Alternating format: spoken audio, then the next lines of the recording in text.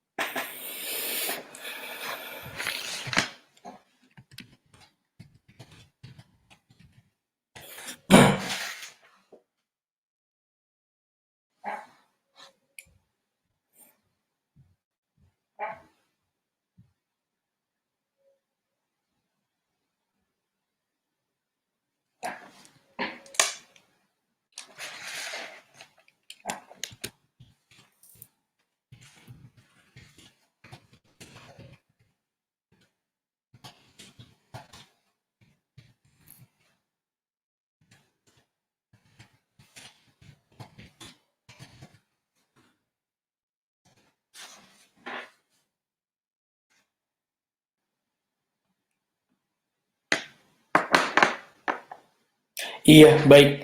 Assalamualaikum warahmatullahi wabarakatuh. Selamat pagi, selamat siang, selamat sore, dan selamat malam untuk seluruh teman-teman yang ada di Indonesia maupun yang ada di luar negeri. Baik lagi kita ke acara Social Restriction Festival 2020 atau Sore Festival. Acara ini diselenggarakan oleh PPI Dunia dan tujuan dari acara ini selain untuk menemani dan menghibur teman-teman yang ada di rumah, kita juga ingin melakukan penggalangan dana. Halo Pak Sandi. Jadi kita ingin melakukan penggalangan dana dan nantinya penggalangan dana tersebut kita akan sampaikan, kita salurkan berupa APD ke beberapa rumah sakit yang ada di zona merah. Nah, sebagai info saja, ini udah 3 tahapan. Tahapan 1 dan 2 itu udah terkumpul dana 94 juta dan alhamdulillahnya sudah didistribusikan juga ke beberapa rumah sakit yang berada di zona merah dan rencananya tahap ketiga ini akan jika udah terkumpul uangnya akan disalurkan juga ke beberapa rumah sakit yang berada di daerah Jawa Tengah maupun di Jawa Barat. Nah, oh ya sebelumnya untuk kalau misalkan teman-teman mau donasi, teman-teman bisa scan barcode di bawah ini. Nanti teman-teman bisa bagi pengguna GoPay Dana bisa scan barcode aja untuk berdonasi, ataupun teman-teman juga bisa mentransfer uang ke rekening BCA yang ada di bawah ini juga. Oh ya, sebelumnya saya ingin memperkenalkan diri dulu. Nama saya Tama. Saat ini saya sedang kuliah S2 di Corvinus University of Budapest, jurusan International Economics and Business. Nah, selama 1 jam ke depan, saya akan menemani teman-teman semua untuk berdiskusi dengan para narasumber-narasumber kita yang keren ini tentang UMKM dan penciptaan peluang di tengah COVID-19. Nah, kita sudah kehadiran, kita sudah ada 2 narasumber yang sangat kece-kece, keren-keren, dan sangat menginspirasi di sini. Saya akan memperkenalkan satu-satu, dimulai dari anggota parlemen milenials kita, Mbak Putri Komarudin. Halo Mbak Putri, apa kabar Mbak? Assalamualaikum warahmatullahi wabarakatuh. Halo Bang Tama, Bang Sandi, Waalaikumsalam. semoga sehat selalu. Dan assalamualaikum juga untuk teman-teman di seluruh dunia mungkin ya, dan terutama di Indonesia yang menonton. Semoga diskusi kita hari ini bisa membawa hasil-hasil yang positif dan bermanfaat. Amin ya rabbal alamin. Amin. Iya, Sedikit pengenalan tentang beliau. Beliau merupakan anggota DPR Komisi 11, bidang keuangan dan perbankan, fraksi Partai Golkar. Dan beliau juga merupakan lulusan Bachelor Degree in Finance Management and Marketing di University of Melbourne. Dan selanjutnya ada pembicara kita yang pastinya sudah terkenal. Dan saat ini kalau misalkan mengisi seminar pasti ada ada beliau dan pasti banyak yang ikut seminarnya juga. Yang lain dan tak bukan Papa online kita, Pak Sandiaga Salahuddin Uno. Halo Pak Sandi, apa kabar Pak? Alhamdulillah baik-baik. Assalamualaikum Bang Tama. Kesyunom sudah diundang di acara yang inspiratif ini. Senang ketemu dengan Mbak Putri Komarudin yang sangat inspiratif, dan saya ingin menyapa seluruh rekan-rekan, sahabat-sahabat, saudara-saudara kita sebangsa setanah air dimanapun pelosok dunia kita berada. Siap Pak Sandi. Jadi beliau ini merupakan founder dari OKOC dan Rumah Siap Kerja. Beliau juga pengusaha sukses sekaligus politisi Partai Gerindra. Nah, ada sedikit cerita nih tentang Pak Sandi. Waktu beliau berkunjung ke Budapest waktu itu, beliau mengajak mahasiswa waktu itu berkumpul dan bercerita tentang ada salah satu e-commerce terkenal yang ingin mengendorse Pak Sandi waktu itu untuk menjadi brand ambassador. Dan waktu itu Pak Sandi bercerita dengan fee yang lumayan juga. Pak Sandi bertanya, kenapa fee-nya bisa segitu? Karena kata e-commerce tersebut, dengan menjadikan Pak Sandi salah satu yang menjadi brand ambassador, peningkatan pendapatan dari e-commerce tersebut akan meningkat berkali-kali lipat dibanding fee yang mereka bayarkan ke Pak Sandi. Artinya menurut saya, Pak Sandi itu udah sangat terkenal dan influencer sekali. Walaupun sebenarnya konteksnya waktu itu Pak Sandi bukan bercerita tentang itu ya. Waktu itu konteksnya tentang gimana caranya pentingnya kolaborasi. Jangan sampai nanti viralnya Pak Sandi mengaku dunia terkenal gitu. Gitu sih. Ya, jadi untuk memulai sesi ini sedikit update dari jumlah kasus di dunia sekarang udah mencapai 2,2 juta yang terkena yang positif coronavirus ini. Dan kalau misalkan kita lihat di Indonesia, terakhir saya cek itu hampir 6.000, sekitar 5.923 kasus. Dan kalau misalkan kita lihat juga dampaknya selain ke kesehatan, dampaknya itu juga ke perekonomian, khususnya yang terkena dampaknya itu UMKM. Yang kalau misalkan teman-teman sedikit aja cerita, banyak juga teman-teman yang berbisnis, ada teman saya yang berbisnis di barbershop, terpaksa harus tutup dan merumahkan yang pencukur rambutnya. Terus juga ada yang bisnis restoran, pendapatannya berkurang, dan ada juga yang lagi bisnis kopi, teman saya, dan baru dapat investor juga, udah mulai buka cabang, terpaksa harus tutup juga, dan mengganti bisnis modelnya. Artinya banyak sekali masalah-masalah yang hadir saat ini. Dan mungkin di balik masalah dan tantangan tersebut pasti dari para narasumber juga akan memberikan pencerahan bagaimana sih caranya kita tuh menanggulangi resiko-resiko bangkrut tersebut, atau bahkan kita dapat memanfaatkannya sebagai penciptaan peluang baru. Gitu. Mungkin untuk memulai sesi pertama, saya persilakan dulu ke Pak Sandiaga. Silakan Pak Sandi kalau ingin memaparkan sesuatu. Ya, terima kasih Mas Tama, dan sekali lagi saya ingin mengajak kita semua bersyukur pada Tuhan Yang Maha Kuasa, Allah Subhanahu wa Ta'ala, kita masih diberikan kesehatan pada saat wabah pandemi coronavirus ini, kita masih bisa berkumpul di sesi yang mudah-mudahan bisa bermanfaat. Saya juga ingin mengajak kita semua berdoa kepada saudara-saudara kita yang terdampak virus corona, baik dari segi kesehatan maupun dari segi ekonominya. Semoga diberikan kepulihan dan insya Allah kita bisa kembali sehat dan ekonomi kita bangkit. Dan terakhir, saya juga ingin mengajak kita semua memberikan support dan doa kepada para tim medis dan tenaga kesehatan yang berjuang bukan hanya di garda terdepan, tapi di benteng terakhir dari perjuangan kita, khususnya di pilar kesehatan. Karena kita mungkin bisa ngomong mengenai krisis sosial, krisis ekonomi, tapi yang mesti kita hadapi pertama adalah keselamatan, nyawa, dan kesehatan semua masyarakat kita. Dan ya Mas Tama sekarang kan ada di Budapest ya, dan di Budapest ini menarik sekali. Ini tentunya negara yang sangat salah satu yang menjadi rising star, Hongaria, dan kebetulan saya juga sempat datang ke sana.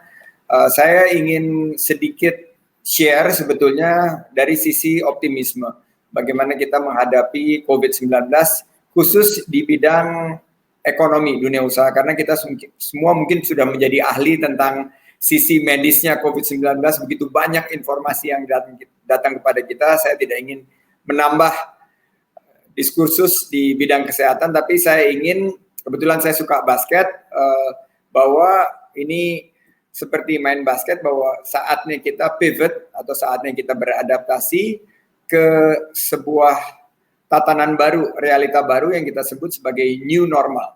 Nah, ini yang saya harapkan mampu nanti untuk bukan hanya dilihat dari sisi negatif dan sisi yang mungkin cenderung memprihatinkan, mengkhawatirkan, tapi kita juga bisa mempersiapkan diri, melihat peluang, dan membangun sisi positif dan semangat optimisme menghadapi krisis ini. Pertama tentunya saya lihat bahwa vitamin yang paling utama untuk meningkatkan imunitas tubuh kita adalah vitamin-vitamin yang perlu kita konsumsi tiap hari.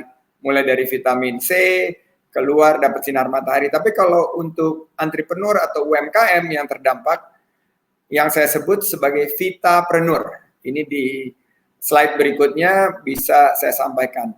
Pertama, kesehatan itu nomor 1. Keselamatan jiwa nomor 1. Keselamatan keluarga, masyarakat sekitar kita, termasuk karyawan itu nomor 1. Nah, nomor 2-nya ini adalah vitapreneur yang nomor 2 adalah kita beradaptasi ke realita baru, ke new normal. Ini harus kita yakini untuk kita persiapkan karena kita tidak bisa berlama-lama meratapi coronavirus ini. Tapi kita harus cepat temukan new opportunity, peluang-peluang baru yang butuh solusi masif, terutama di bidang kesehatan. Sekarang ini new normal adalah pertemuan seperti ini, di mana kita melihat bahwa pertemuan fisik sudah tergantikan dengan pertemuan-pertemuan secara online. Berarti ada peluang kita beradaptasi bagi pengusaha-pengusaha yang kemarin belum ada di bisnis IT. Ini new normalnya adalah kita masuk digitalisasi, transformasi, dan mempercepat adaptasi kita ke era industri 4.0. Jadi kalau kita bicara webcam, habis semua. Itu dari segi IT, perusahaan yang penyedia WiFi lagi laku-lakunya sekarang, monitor sangat berkembang. Teman-teman saya yang juga memberikan support kepada satu situasi baru yaitu work from home, juga semua layanannya sangat dibutuhkan. Kedua, mengenai kesehatan. Ya tentunya kita tahu semua harus pakai masker sekarang kalau di luar rumah. Sekarang para pengusaha fashion tekstil pivot memproduksi masker. Dan maskernya itu lucu-lucu banget. Saya nanti kasih lihat ada beberapa contoh. Tapi sekarang ini yang paling laku masker dan habis semua. Ini yang biasa jualan produk fashion berkembang dan ini seperti yang saya kasih lihat, kebetulan yang suka olahraga, ini menciptakan masker yang sebetulnya dry fit nih, sangat enak dipakai, dan nggak sakit di kuping, sesuai, dan kita bisa lapisi dengan tisu, dengan beberapa kain yang lain, sehingga ini bisa menurunkan transmisi droplet bisa sampai 70%. Jadi masker-masker gini sekarang laku banget.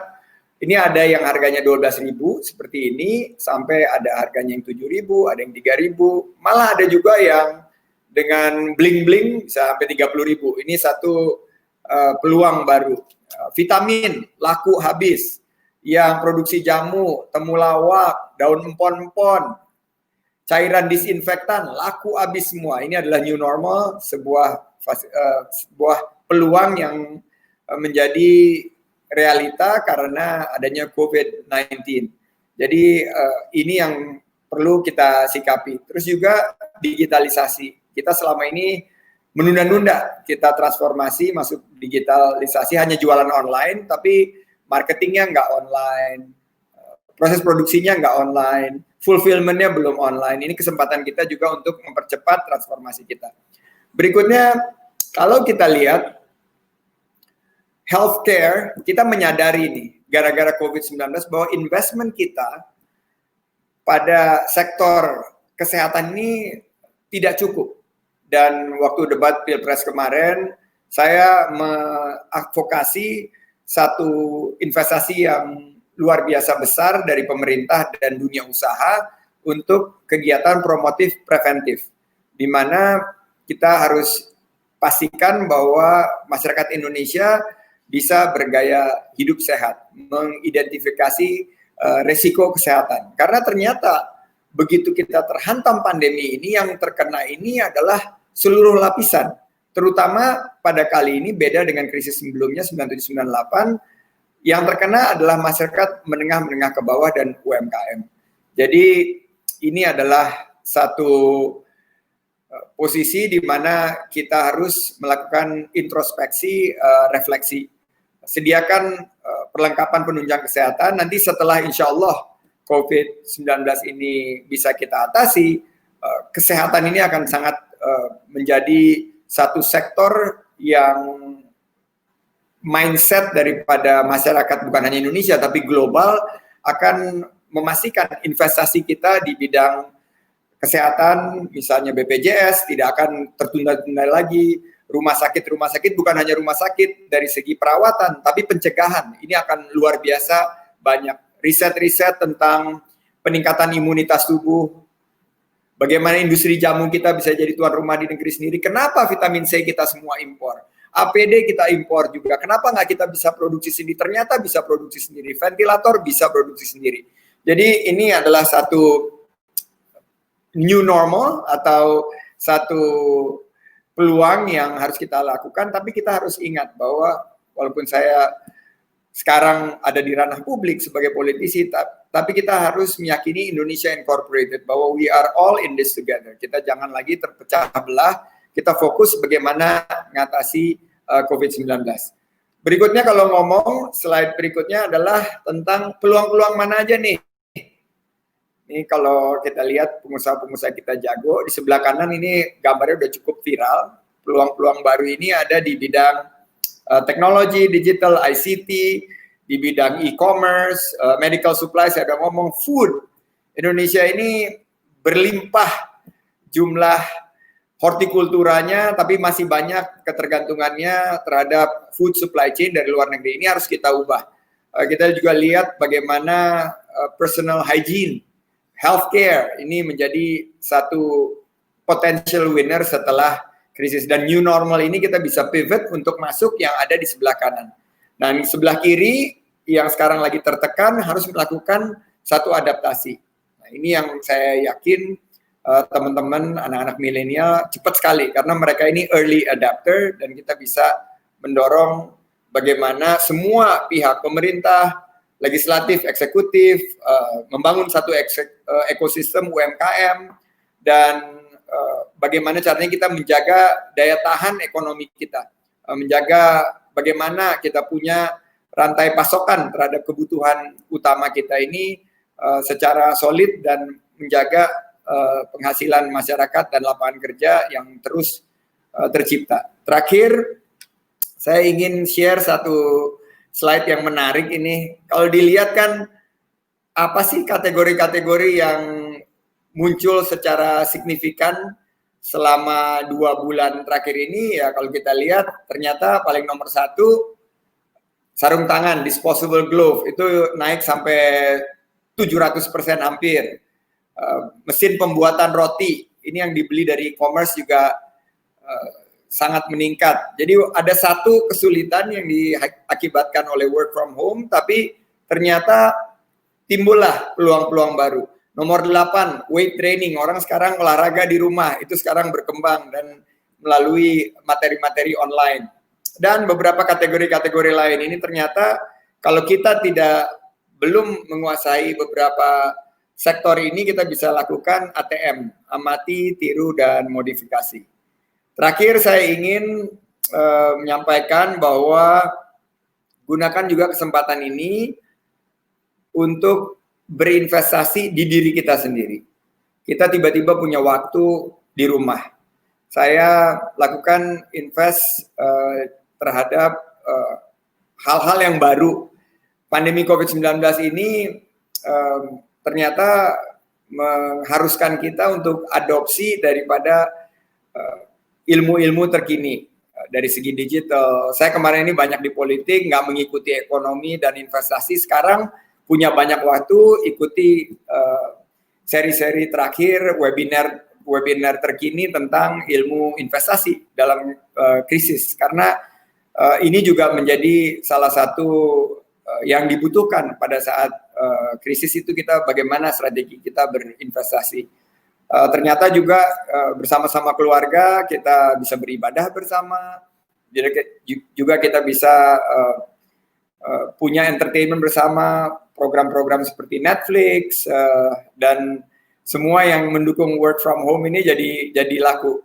Dan juga kita ingatkan, saya punya anak kecil usia 8 tahun, bagaimana dia juga sehat secara digital. Karena dia home learning, online learning, gimana mengontrol screen time-nya juga. Dan kembali lagi kita ke membacain buku, bacain ilmu-ilmu agama, itu kesempatannya juga bisa kita gunakan pada saat kita di rumah. Dan bagi saya dalam work from home ini juga kita akan timbul pengertian-pengertian baru ya, sama istri. Tentunya kita harus saling mengerti, karena dulu kalau berantem kita keluar rumah gitu loh, atau sekarang nggak bisa kemana-mana ya, kita harus lebih mengerti satu sama lain. And I believe one thing, a happy life is a happy wife. Jadi gimana caranya nyenengin istri itu sekarang udah non-negotiable. Pokoknya kita bikin harmonis, karena nggak mungkin kita ada cekcok di rumah karena nggak boleh keluar rumah gitu loh. Jadi itulah pengalaman-pengalaman. Dan terakhir, di slide terakhir, Tama, saya ingin ingetin bahwa kita harus terus berolahraga. Karena badan kita, imunitas ini akan meningkat kalau kita berolahraga dan ada zat endorfin. Jadi walaupun kita di rumah, tetap lari-lari kecil, floor exercise, maupun apapun yang bisa kita lakukan. Ingat nggak di Budapest kita lari bareng, Mas Tama? Benar, Pak. Kita banget di Margaret Island. Ya, terus abis itu kita makan ya, larinya nggak seberapa tapi makannya banyak banget. Benar, Pak. Jadi saya terus mengupayakan untuk rutin, ada rutinitas yang tetap kita lakukan, juga sering konsultasi dengan senior-senior, baik di politik, di kedokteran, dengan meeting-meeting online. Jadi walaupun kita di rumah, kita harus tetap beraktivitas dan tetap kreatif, berinovasi. Jadi itu mungkin yang sedikit saya ingin share kepada teman-teman dimanapun teman-teman berada. Saya juga ingin dengar nih Mbak Putri sebagai legislator, apalagi di Komisi 11. Komisi 11 ini sekarang tugasnya luar biasa berat. Karena selain daripada paket yang sudah diluncurkan 400 triliun lebih, akan ada paket-paket selanjutnya untuk membangkitkan ekonomi kita. Nah, ini harus sama-sama kita lakukan, saling support ya, karena tentunya eksekutif dengan Perpu ini punya, Perpu nomor 1 tahun 2020 punya fleksibilitas, tapi kita sebagai masyarakat dan Mbak Putri di legislatif juga punya tugas untuk memastikan bangkitnya ekonomi kita pasca COVID-19. Demikian Tama, terima kasih. Questionem. Terima kasih Pak Sipesen. Terima kasih Pak Sandi. Kalau boleh menyimpulkan sedikit, poinnya Pak Sandi adalah sekarang tuh mulai terbentuk nih pola-pola bisnis yang baru, yaitu pola bisnis khususnya sektor kesehatan dan juga yang memanfaatkan digitalisasi. Nah, kalau misalkan bisa dibilang tadi ada masker untuk produk kesehatan, dan sekarang juga meeting online, seminar juga online. Terus juga tadi bisa meningkat di sisi negatif dari COVID, jelas negatif sekali COVID, tapi ada sisi positifnya juga, sekarang bisa lebih dekat dengan keluarga. Kalau boleh disimpulkan seperti itu, Pak. Nah, mungkin kita ke pembicara kedua, Mbak Putri. Mbak Putri, mungkin ada pertanyaan nih, Mbak, buat Mbak Putri.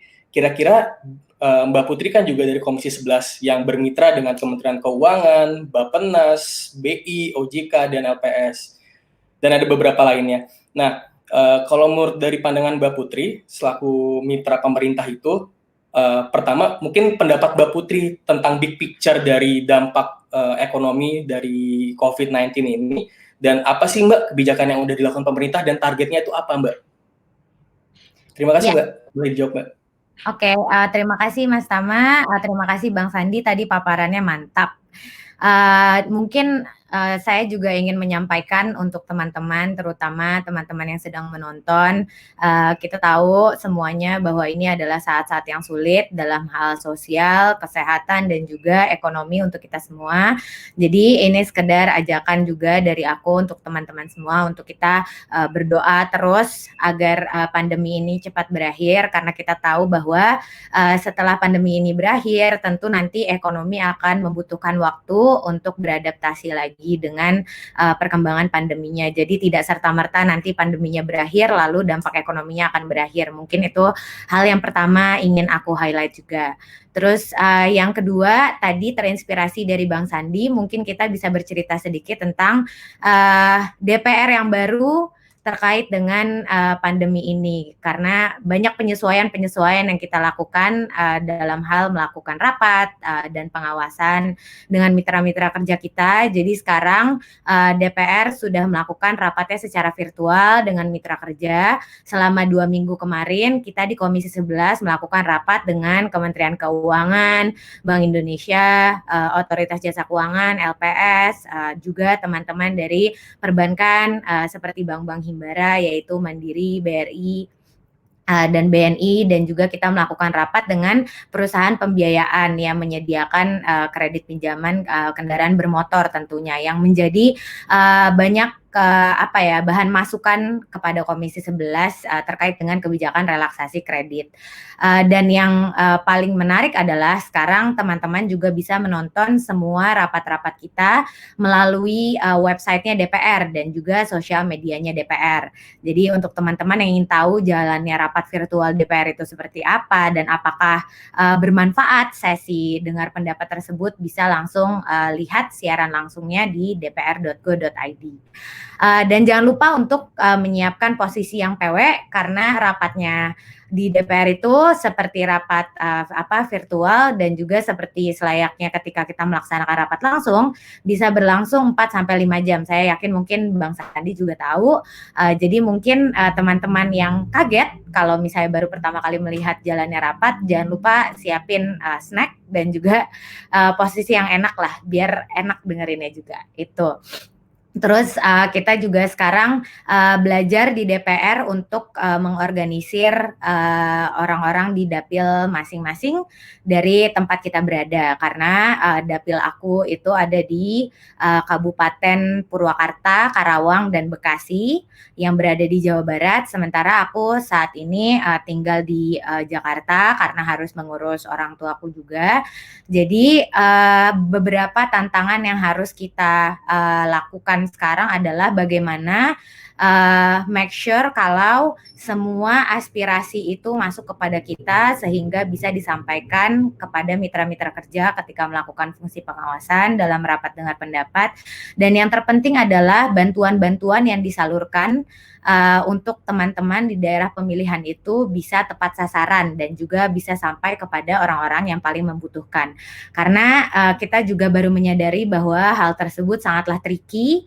Semua koordinasi hanya bisa kita lakukan melalui telepon dan juga WhatsApp, dan juga sesekali rapat virtual. Namun dengan kondisi jaringan yang ada di daerah pemilihan aku, rapat virtual tersebut seringkali macet koneksinya gitu. Jadi sekarang juga aku dan tim juga masih mencari cara yang paling tepat untuk mengorganisir bantuan tersebut. Mungkin kalau ada teman-teman yang bisa membantu aku dengan ini akan sangat diapresiasi, terutama teman-teman yang sudah pernah mengorganisir bantuan serupa. Jadi itu sedikit cerita dari aku untuk membuka diskusi ini. Kita sekarang masuk ke kebijakan-kebijakan pemerintah yang telah disampaikan kepada masyarakat, khususnya juga Komisi 11 selama 2 minggu kemarin kita melakukan fungsi pengawasan. Jadi kita tahu juga bahwa wabah pandemi COVID-19 ini merebak sangat cepat di seluruh dunia, dan seperti yang tadi Bang Sandi juga sudah bilang, tidak hanya berdampak pada aspek kemanusiaan, juga berimbas pada sektor ekonomi secara lintas industri maupun lintas pelaku ekonomi juga. Dan aktivitas ekonomi yang mandek tentunya menyebabkan penurunan pendapatan sehingga akhirnya kita tahu memicu meningkatnya jumlah PHK dan akhirnya jumlah pengangguran di Indonesia. Dan ini menjadi tantangan tersendiri bagi kita semua, terutama bagi pelaku UMKM dan pekerja informal yang menjadi kelompok paling rentan atas dampak COVID-19 ini. Kelompok tersebut juga berpotensi untuk kehilangan pendapatan karena penurunan aktivitas ekonomi yang signifikan. Apabila pelaku UMKM tidak memiliki pendapatan karena penurunan aktivitas ekonomi ini, maka nantinya mereka tidak bisa membayar kredit yang mereka pinjam dari bank, sehingga nantinya akan meningkatkan tingkat kredit macet di perbankan kita. Dan makanya banyak stimulus yang telah dikeluarkan oleh pemerintah terkait dengan hal ini. Dan selain itu juga karena ada himbauan stay at home atau work from home yang dikeluarkan oleh pemerintah, terutama di daerah-daerah di mana pembatasan sosial berskala besar sedang berlaku sekarang, termasuk di ibu kota dan juga di Jawa Barat. Telah berdampak pada penurunan pendapatan bagi pekerja informal seperti ojol yang kita tahu juga tadi ada cerita dari Bang Tama terkait dengan barbershop dan mungkin masih banyak pekerja-pekerja lain yang terdampak secara langsung gitu. Jadi kita di Komisi 11 juga menyadari betul bahwa banyak sekali PR-PR yang harus kita lakukan, terutama dalam hal mendorong pemerintah untuk terus mengevaluasi kebijakan yang sekarang sedang berlangsung. Yang sekarang sudah dilakukan oleh pemerintah itu adalah beberapa kebijakan seperti yang kemarin kita tahu adalah paket stimulus 3, di mana pemerintah menerbitkan POJK nomor 11 tahun 2020 yang mengatur relaksasi dan kelonggaran kredit pembiayaan bagi UMKM yang terdampak COVID-19. Itu mungkin yang paling banyak teman-teman diskusikan juga pada saat ini. Kelonggaran tersebut dalam hal teknis pelaksanaannya bisa berupa penurunan suku bunga, perpanjangan jangka waktu, dan juga pengurangan tunggakan pokok atau bunga, serta mekanisme lain yang ditetapkan oleh perbankan maupun lembaga pembiayaan. Jadi masyarakat yang paling terdampak aktivitas ekonominya yang sekarang kita prioritaskan untuk mendapatkan bantuan ini. Dan teman-teman bisa mengajukan keringanan pembayaran cicilan pinjaman kepada perbankan atau lembaga pembiayaan sesuai dengan prosedur yang telah ditetapkan. Selain itu, pekan lalu pemerintah juga telah menerbitkan program Kartu Prakerja yang merupakan program bantuan biaya pelatihan dan insentif bagi para pekerja, pencari kerja, serta pelaku usaha UMKM yang kehilangan pekerjaannya dan atau yang mengalami penurunan daya beli akibat wabah COVID-19 ini.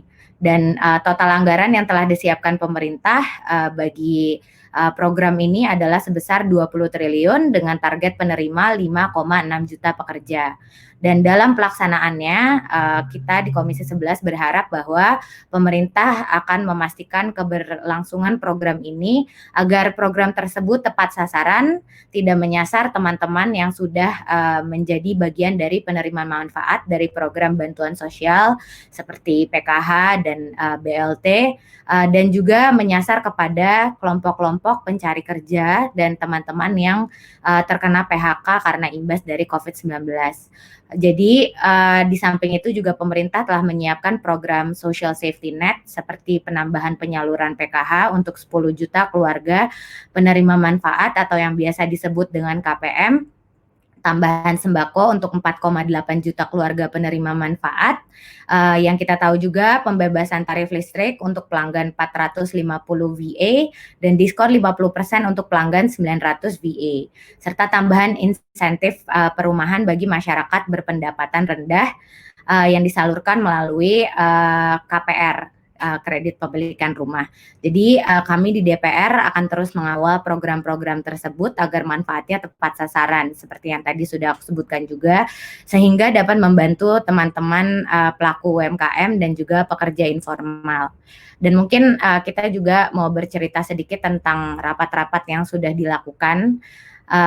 Di beberapa rapat tersebut, Komite Stabilitas Sistem Keuangan yang terdiri dari Kementerian Keuangan, Bank Indonesia, Otoritas Jasa Keuangan, dan Lembaga Penjamin Simpanan telah memaparkan terkait dengan kebijakan antisipatif, utamanya menyangkut kebijakan makroprudensial dan stabilitas sistem keuangan sebagai upaya untuk memitigasi risiko dampak penyebaran COVID-19.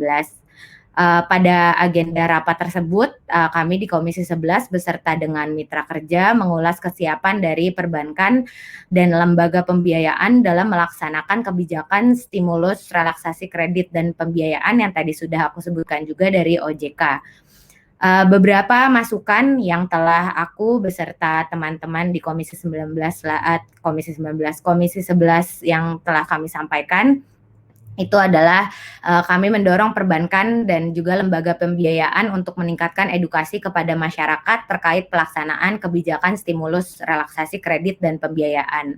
Jadi seperti yang kita tahu, mungkin teman-teman juga sudah sering baca di sosial media ataupun di koran, kebijakan ini masih menimbulkan distorsi di masyarakat sehingga terjadi perbedaan persepsi dan pemahaman atas kebijakan tersebut.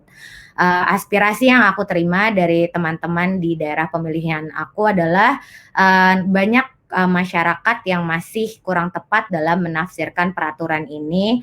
Misalnya ada yang berpendapat bahwa pinjaman mereka dihapus sama sekali. Tentu saja kita tahu itu tidak benar karena perbankan kita dan juga perusahaan pembiayaan masih harus membayar bunga kepada para investor dan juga pemegang deposito maupun tabungan di institusi jasa keuangan tersebut. Kita juga tahu mereka masih mempunyai karyawan yang jumlahnya tentu saja sangat banyak di seluruh Indonesia yang harus dibayar gajinya dan juga masih banyak lagi kebutuhan operasional lainnya yang tentunya dibutuhkan oleh mereka. Jadi yang kita harus jaga adalah perbankan kita dan juga industri jasa keuangan pada umumnya tetap liquid sehingga mereka masih dapat menopang ekonomi Indonesia di saat yang tentu kita tahu sangat berat untuk kita semua ini. Jadi yang kita dorong kemarin adalah agar semua pihak baik itu di perbankan maupun lembaga pembiayaan untuk terus melakukan sosialisasi terkait dengan kebijakan relaksasi dan memastikan bahwa seluruh kantor cabang yang berada di daerah itu melaksanakan peraturan yang telah disusun oleh kantor pusat masing-masing perusahaan pembiayaan dan juga bank agar tidak ada distorsi pelaksanaan kebijakan di level teknis gitu. Dan yang kedua, kita juga di Komisi 11 telah meminta perbankan dan lembaga pembiayaan untuk dapat merumuskan mekanisme dan skema restrukturisasi secara jelas yang tentunya berdasarkan penilaian atas kondisi debitur yang terdampak COVID-19. Jadi kita sebagai masyarakat bisa bersama-sama juga mengawasi pelaksanaan dari kebijakan relaksasi kredit ini. Dan kita juga mendorong agar perbankan dan lembaga pembiayaan untuk merumuskan stress test dengan skenario yang sesuai dengan tingkat kedalaman COVID-19 untuk mengukur kemampuan likuiditas mereka dalam jangka pendek hingga jangka panjang. Jadi yang kemarin kita minta itu stress test hingga 5 tahun ke depan sehingga kita bisa melihat strategi mereka apakah sudah cukup memadai untuk memitigasi resiko dalam menghadapi krisis ekonomi yang akan datang ini. Dan skenario atas berbagai risiko ini tentu sangat diperlukan untuk mempersiapkan perbankan dan lembaga pembiayaan atas kemungkinan fluktuatifnya kondisi pasar di masa depan. Kita juga sering mendengar di berita bahwa lembaga-lembaga internasional telah memprediksi ekonomi dunia tumbuh dalam tingkatan negatif dalam beberapa bulan ke depan karena pandemi ini gitu. Makanya kita juga di Komisi 11 terus mendorong untuk mitra kerja kita agar menyampaikan skenario-skenario tersebut dan juga proyeksi kebijakan mereka sebagai untuk masyarakat dan juga kepada kita sebagai pemangku kepentingan agar bisa menjadi masukan untuk kebijakan selanjutnya dan juga sebagai bahan evaluasi kami di Komisi 11 untuk memastikan bahwa kebijakan yang nantinya akan kita dorong ke depannya itu akan sesuai kebutuhan industri dan masyarakat. Mungkin segitu dulu opening dari aku. Kalau tadi Bang Sandi bilang bahwa happy wife is a happy life. Mungkin kalau buat teman-teman yang di sini yang belum menikah atau yang mungkin akan menikah namun tertunda karena COVID-19 seperti saya sendiri, Aduh, kita berdoa aja semoga apa yang sedang Bang Sandi alami pada saat ini bisa kita segera alami dalam waktu yang tidak lama lagi. Amin ya robbal alamin. siap. Terima kasih Mbak Putri atas paparannya. Sangat menarik sekali jawaban Mbak Putri tentang kebijakan pemerintah dan DPR sebagai mitra pemerintah. Dan mungkin tadi yang udah Mbak Putri sampaikan juga bahwa DPR itu memastikan bahwa aspirasi dari masyarakat itu tersampaikan. Dan penyaluran dari bantuan-bantuan tersebut juga tersampaikan ke masyarakat. Nah, kalau untuk kebijakan ekonomi itu sendiri, udah berbagai stimulus yang dilakukan. Saat ini udah yang stimulus ketiga. Dan anggaran yang dikeluarkan pun sudah besar. Mungkin teman-teman juga udah tahu sendiri tentang anggaran itu. Dan tadi untuk relaksasi kredit perbankan juga sudah diinfokan juga bahwa ada penurunan penurunan biaya bunga atau yang nantinya akan disesuaikan juga oleh masing-masing banknya khusus untuk UMKM yang terdampak. Dan kalau misalkan tadi juga DPR sekarang juga menggunakan rapat-rapat virtual. Jadi sekarang juga rapat DPR pun juga mengadopsi dengan cara virtual seperti ini, online seperti ini. Gitu. Nah, mungkin balik lagi ke Pak Sandi. Karena kita tahu juga kan Pak Sandi juga sudah cukup senior di dunia usaha. Dan kalau saya udah ngikutin Pak Sandi juga, Pak Sandi udah melewati berbagai macam krisis. Mulai krisis 98, krisis 2008, dan sekarang krisis kesehatan tahun 2020 ini. Nah, kalau tadi Pak Sandi udah 2008, bagaimana waktu itu Bapak menerima krisis tersebut dan bagaimana Bapak cara menghadapi krisis tersebut, cara mengatasi krisis tersebut. Mungkin pengalaman Bapak bisa jadi inspirasi bagi teman-teman muda dan pengusaha-pengusaha muda untuk bisa bangkit. Begitu sih Pak. Silakan Pak Sandi. Thank you Tama dan makasih Mbak Putri. Suatu penjelasan yang sangat komprehensif dan salam juga untuk orang tua. Semoga segera pulih dan saya kawan baik kebetulan juga sama keluarganya Mbak Putri. Sebelum saya cerita tentang 9798, teman yang punya barbershop itu di mana? Di Budapest atau di Jakarta, Mas Tama? Kebetulan teman saya di Lampung, Pak. Wah, di Lampung. Karena kebetulan saya ini udah 6 minggu nggak potong rambut nih, jadi udah kayak udah luar biasa. Nah, saya belum menemukan caranya bagaimana bisa COVID-19 compliant dengan motong rambut. Belum bisa juga motong rambut sendiri, istri juga belum belajar. Tapi salah satu saran buat temen yang di Lampung itu, Tama, mungkin bikin kursus potong rambut sendiri kali ya. Karena dengan prediksi bahwa kita ini peaknya bulan April akhir atau bulan Mei, ini kelihatannya tukang cukur rambut nih nggak akan buka. Jadi saya juga butuh solusi nih masalah potong rambut. Dan banyak lagi sih hal-hal yang lain yang disebut sebagai new normal. Nah, kalau bicara krisis 9798 itu sangat berbeda sama krisis yang kita hadapi tahun 2020 ini. Karena di 9798 itu yang terhantam adalah sektor korporasi dan sektor keuangan. Yang justru menyelamatkan ekonomi Indonesia saat itu adalah sektor UMKM. Kalau krisis 2020 ini terbalik, yang UMKM yang dulu yang dipukul gitu. Jadi kita udah knockdown UMKM di ronde pertama. Nah, saya ingin cerita sedikit apa yang saya alami pada saat 9798. Saat itu saya bekerja sebagai seorang profesional dan karena krisis 9798 saya di PHK. Dan karena saya bukan dari keluarga pengusaha, ayah saya seorang karyawan yang 30 tahun bekerja di satu perusahaan sampai dia pensiun, ibu saya seorang guru. Akhirnya Saya tidak punya referensi sama sekali waktu di PHK. Saya mencoba melamar di beberapa perusahaan, tapi justru malah ditolak terus. Ada lebih dari 15 perusahaan yang menolak saya. Ini yang akhirnya secara kecelakaan atau by accident, saya memulai bisnis pertama saya di bidang konsultan keuangan bersama dengan rekan saya, kami bertiga. Di situ kami menemukan, kalau dilihat sekarang, the new normalnya pada saat itu adalah korporasi-korporasi yang besar itu mengalami kesulitan merestrukturisasi keuangan mereka. Dan kami datang dengan tawaran sebagai konsultan keuangan untuk merestrukturisasi keuangan dari perusahaan-perusahaan tersebut. Usaha yang kami mulai hanya dengan 3 orang karyawan, jatuh bangun selama 5 tahun pertama paling sulit itu.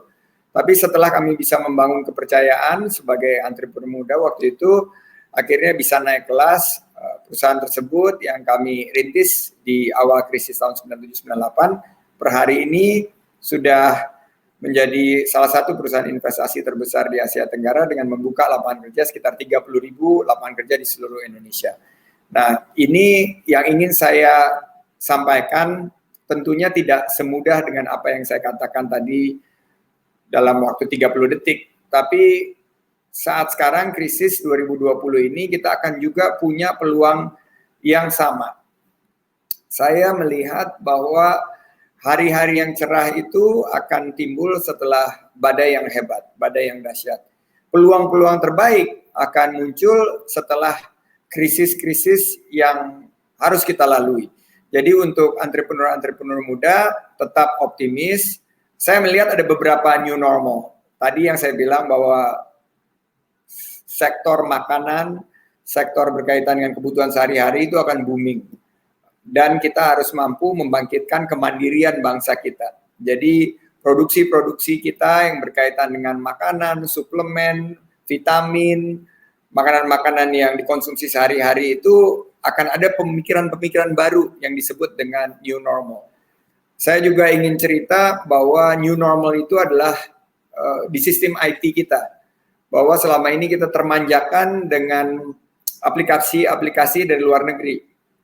Tapi kadang-kadang kita nggak terpikir cyber security-nya, keamanan daripada, karena banyak sekali cybercrime yang terjadi di luar sana. Nah, new normal ini adalah bagaimana kita juga membangun kemandirian, sehingga sistem kita secure dengan aplikasi-aplikasi punya anak bangsa.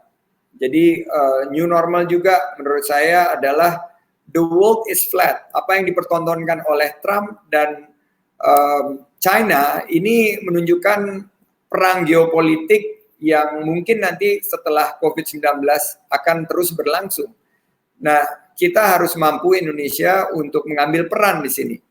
Bagaimana kita tidak terombang-ambing dengan geopolitik ini, tapi kita bisa justru menemukan new normal, di mana Indonesia berkembang dengan kekuatannya sendiri, dan juga Indonesia bisa mengembangkan new economy. Jadi selain daripada fintech, terus perusahaan-perusahaan yang berbasis teknologi dan digital, juga energi. Tadi saya bilang mengenai satu food, keduanya adalah masalah energi. Bagaimana kita keluar Jakarta sekarang, Tama bisa ngelihat langit biru. Wah, berarti ke depan salah satu yang mesti dikembangkan oleh teman-teman milenial, new normalnya ini adalah energi yang ramah lingkungan, new and renewable energy. Terus gimana caranya kita lebih efisien? Ternyata nggak macet nih Jakarta. Mau kalau kita terpaksa misalnya dipanggil ke satu tempat dengan keadaan traffic seperti sekarang ini jauh lebih mudah. Transportasi umum juga memainkan peran yang luar biasa. Jadi bagi saya banyak sekali solusi-solusi dan menyadarkan kita bahwa kita ini semua interconnected. Ini krisis dimulai dari Wuhan. Kita nggak pernah terpikir bahwa nanti di Bukit Tinggi terkena dampak dari sebuah virus yang bermula dari Wuhan. Dan inilah kesempatan kita menghargai kemanusiaan. Bagaimana kita sadar peran tenun kebangsaan kita, gotong royong, rajut kebangsaan kita yang berbasis Bhinneka Tunggal Ika. Karena kita lihat pemerintah pasti Putri tadi sudah nyeritain. Tapi ada keterbatasannya. Nah, yang step up untuk membantu pemerintah untuk menjaga teman-teman kita yang terdampak COVID-19 ini adalah kedermawanan kita. Bagaimana bangsa Indonesia saling bergotong royong, saling peduli dan bahu-membahu mengatasi COVID-19 ini yang luar biasa menurut saya, dan saya optimis lah ngelihat masa depan kita setelah COVID-19 ini. Baik, terima kasih Pak Sandi atas jawabannya. Semoga bisa menginspirasi teman-teman muda. Tadi pengalaman Pak Sandi dari krisis-krisis yang udah dilalui. Dan ada beberapa pertanyaan yang masuk sebenarnya di chat kita. Oh ya, sebelumnya saya ingin mengingatkan untuk teman-teman, mari berdonasi melalui link di bawah ini, melalui barcode di bawah ini, dan bisa juga mengirimkan uang melalui transfer uang melalui rekening BCA yang rekeningnya ada di bawah ini juga. Waktu itu juga, kalau nggak salah, dari salah satu seminarnya Pak Sandi bilang kalau misalkan orang Indonesia itu dermawannya tinggi sekali, jadi pasti dengan kita berdonasi juga, kita juga ikut berpartisipasi, membantu pemerintah juga untuk menanggulangi COVID-19 ini. Oke, mungkin saya karena waktu juga sepertinya menunjukkan sebentar lagi, walaupun ini sebenarnya seru sekali pembahasannya, dan kayak nggak cukup sebenarnya 1 jam. Tapi kita coba stick to the time, dan ada beberapa pertanyaan. Mungkin ke Mbak Putri dulu nih. Dari Diah Kartika Ratnasar. Pertanyaannya tentang bantuan sosial yang sudah dilakukan saat ini bagi masyarakat. Apakah itu untuk jangka panjang? Dan bagaimana strategi yang dilakukan pemerintah? Tadi mungkin udah salah satu disebutkan juga kartu prakerja ya Mbak, yang untuk pemenuhan lapangan pekerjaan bagi masyarakat yang di PHK. Jadi mungkin pertanyaannya bagaimana strategi pemerintah selain kartu prakerja, karena kan ini juga udah banyak yang di PHK baik dari sektor informal maupun sektor formal gitu. Kira-kira ada strategi lainnya nggak sih Mbak? Silakan Mbak.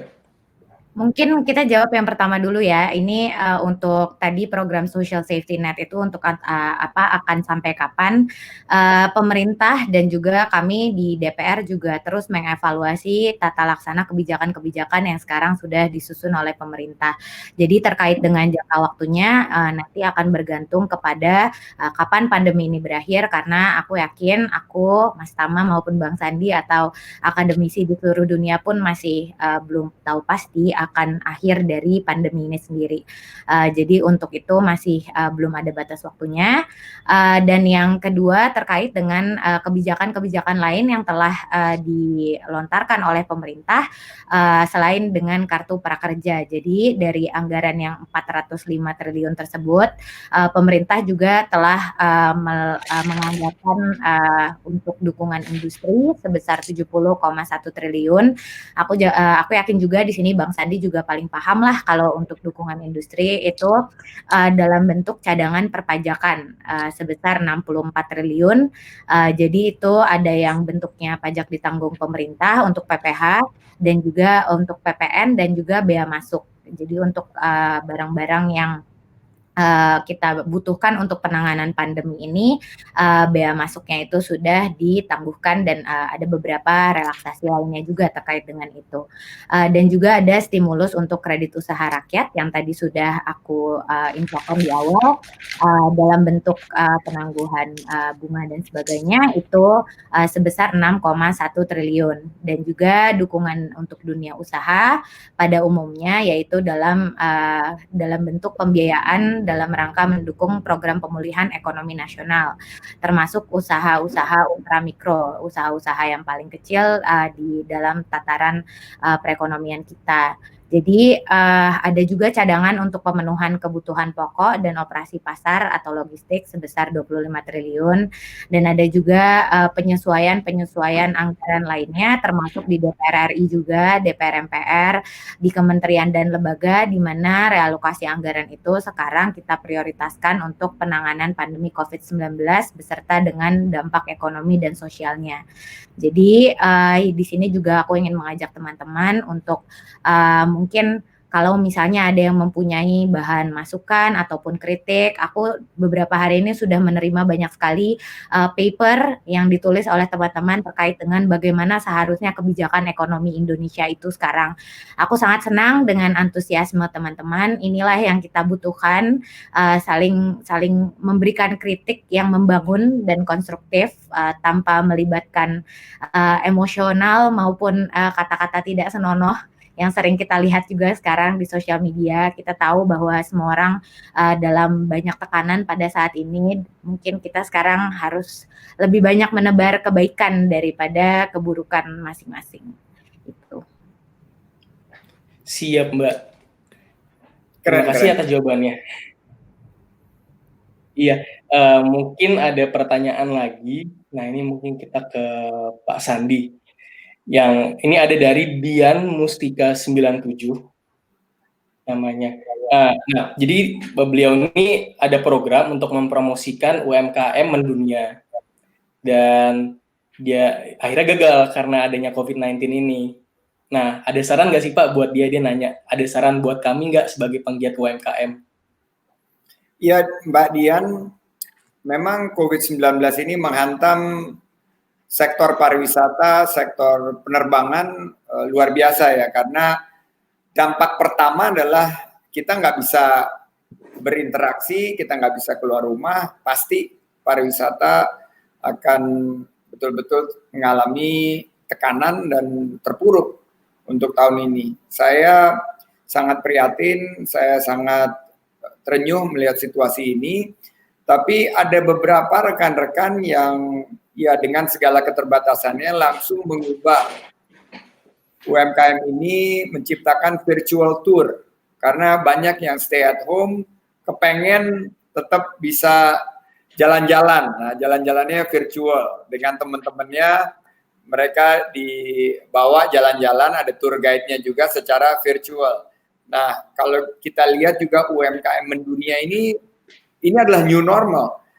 Bahwa kita nggak bisa hanya melihat pasar kita di Jakarta atau di Jawa Barat, seperti Mbak Putri mungkin dapilnya di Jawa Barat saja, tapi kalau misalnya UMKM-nya di sana harus melihatnya pasar yang jauh lebih luas karena kita terkoneksi dengan digital, dan new normal memberikan satu potensi bahwa kita bisa mengembangkan pasar-pasar yang selama ini belum tersentuh oleh UMKM Indonesia. Jadi pertanyaan lanjutannya adalah bagaimana UMKM dan tantangan kita ke depan ini bisa kita selesaikan melalui pendekatan inovasi, teknologi, dan digital. Jadi saya cerita tadi misalnya cybercrime. Kita kemarin lagi bukan rapat sih, ada materi yang memakai salah satu platform online meeting terbesar, 500 pesertanya, 300 laki-laki, 300 laki-laki, 200 perempuan, dan akhirnya ada intruder masuk ke dalam pertemuan yang besar itu dan menampilkan gambar-gambar dan suara-suara yang tidak sepatutnya. Nah, itu perlu ada cyber specialist yang bisa menghalau tindakan-tindakan kriminal seperti itu. Pada saat itu ya perempuan 200 pada keluar langsung cabut leave meeting gitu. Tapi yang laki-laki ada beberapa yang stay ikut menikmati juga gitu. Tapi ini adalah new normal. Kita harus hati-hati dalam pertemuan-pertemuan kita seperti yang dilakukan melalui platform digital. Dan bagi saya, anak-anak muda perannya sangat luar biasa sebagai agen perubahan. Karena yang paling cepat beradaptasi itu adalah agen-agen perubahan. Jadi untuk Mbak Dian, tetap semangat dan untuk promosi UMKM di mata dunia, gunakan platform teknologi dan platform digital. Dan sebetulnya di pertanyaan yang keren banget nih dari Tiare Nyon, bahwa efek pandemi ini ke ekonomi luar biasa. Nanti mungkin Mbak Putri bisa jelasin juga, tapi bagaimana konsumerisme ke depan? Nah, saya bilang ini consumptionomics, bahwa ternyata kita harus melihat pola kita berkonsumsi ini akan berubah secara total. Karena dulu kita konsumsi segala macam ini tidak bertanggung jawab. Kita terkesan menumpuk barang-barang yang tidak terlalu perlu kita beli, barang-barang yang mestinya bisa untuk ngasih makan lebih banyak orang itu tidak kita lakukan secara responsibly. Jadi menurut saya setelah COVID-19 ini ada satu refleksi. Anak-anak muda, milenial untuk melihat pola konsumsi seperti apa sih yang lebih efisien dan lebih berkelanjutan untuk bumi tercinta kita ini, yang lebih sustainable. Dan saya yakin yang mulai siapa? Yang mulai itu teman-teman milenial, teman-teman anak-anak muda yang dalam bajunya Putri masih belajar, tapi sebetulnya mereka ini yang paling cepat berubah. Dan saya yakin sebagai salah satu dampak juga akan ada timbul social entrepreneurship. Anak-anak muda ini bilang enough is enough. Saya mau mulai suatu kegiatan wirausaha yang bisa membangun satu solusi-solusi terhadap masalah sosial. Dan ini akan muncul setelah COVID-19 ini. Dan siapa yang pelopori? Ini anak-anak muda juga. Jadi saya yakin anak-anak muda ini akan menjadi bagian daripada agen perubahan kita ke depan. Siap, Pak Sandi. Terima kasih banyak Pak Sandi atas jawabannya. Dan mohon maaf bagi Pak Sandi dan Mbak Putri karena waktunya juga tidak memungkinkan. Udah 1 jam, tidak terasa dengan menjawab pertanyaan. Sebenarnya masih ada beberapa pertanyaan lagi yang lain di chat box, tapi mohon maaf juga pada seluruh teman-teman yang menonton. Tidak bisa dibacakan satu-satu dan narasumber juga tidak bisa menjawab. Emang kurang sekali sih 1 jam ini, tapi mudah-mudahan 1 jam ini bisa menginspirasi teman-teman semua. Dan jangan lupa teman-teman untuk donasi, mengingatkan kembali, jangan lupa untuk donasi, bisa scan barcode untuk pengguna GoPay dan Dana, atau juga bisa transfer ke rekening BCA di bawah ini. Dan kita sampai di penghujung acara. Terima kasih sekali untuk para narasumber, Pak Sandiaga Uno, dan terima kasih juga untuk Mbak Putri yang sudah menyempatkan waktu untuk mau sharing di sini dan ikut kita berkontribusi di penggalangan dana ini. Dan semoga acaranya menginspirasi banyak orang. Terus jangan lupa masih ada acara-acara yang lainnya dari rangkaian acara Sore Fest ini. Nanti selanjutnya ada Claudia Immanuela yang akan nyanyi. Terus juga nanti di jam selanjutnya akan ada Pak Ganjar Pranowo. Jangan lupa, tetap saksikan teman-teman. Terima kasih banyak. Assalamualaikum warahmatullahi wabarakatuh. Salam perhimpunan. Assalamualaikum warahmatullahi wabarakatuh. Makasih Bang Sandi. Waalaikumsalam warahmatullahi wabarakatuh. Salam buat Papa ya, salam buat semua. Ya, salam buat semua juga Bang. Assalamualaikum. Waalaikumsalam warahmatullahi wabarakatuh.